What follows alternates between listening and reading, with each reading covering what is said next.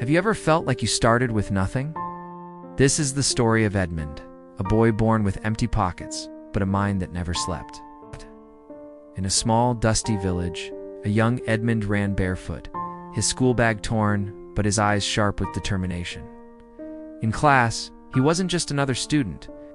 He was the one whose notebook fell apart, earning him the laughter of his classmates. "Your book is as poor as you," they'd jeer. But Edmond never showed anger. He'd just quietly pick up the scattered pages, his focus unbroken. Back home, in a tiny room, lit only by a single candle, his mother stitched clothes late into the night.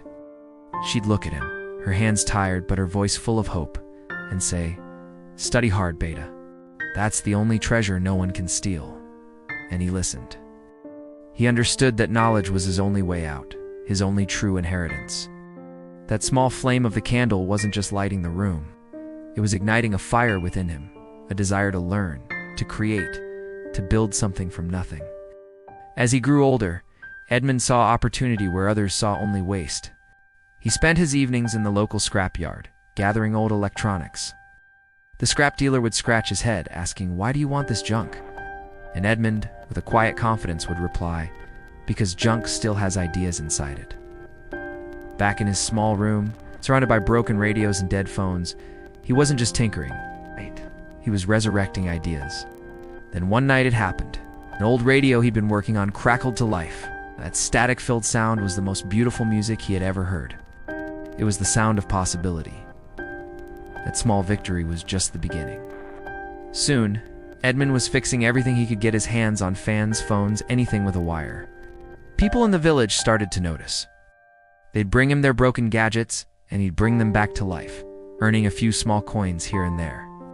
The best reward, though, was seeing the proud smile on his mother's face. He was turning junk into value, and in doing so, he was slowly changing his own destiny. He was proving that resourcefulness was more valuable than resources. By 17, Edmond wasn't just fixing things. He was inventing them. He stood in the local market, demonstrating a homemade solar-powered lamp he had designed himself. It was a simple device, but it was brilliant. As a crowd gathered, a well-dressed investor, intrigued by the boy's ingenuity, stepped forward. "Did you design this?" he asked. Edmond looked him straight in the eye and said, "Yes, because darkness is expensive. Light should be cheap." The investor was speechless. He didn't just see a lamp. He saw a visionary, a young man who wasn't just solving a problem, but was driven by a powerful purpose. Years later, the scene is completely different. A tall glass office building in the heart of the city. Edmond, now 25, is confident and well-dressed, signing papers that seal a multi-million-dollar deal for his company.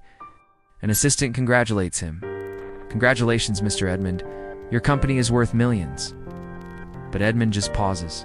There's no flash of excitement, just a thoughtful look in his eyes. He hasn't forgotten where he came from. The journey from dust to gold was never just about the gold. He returns to his village.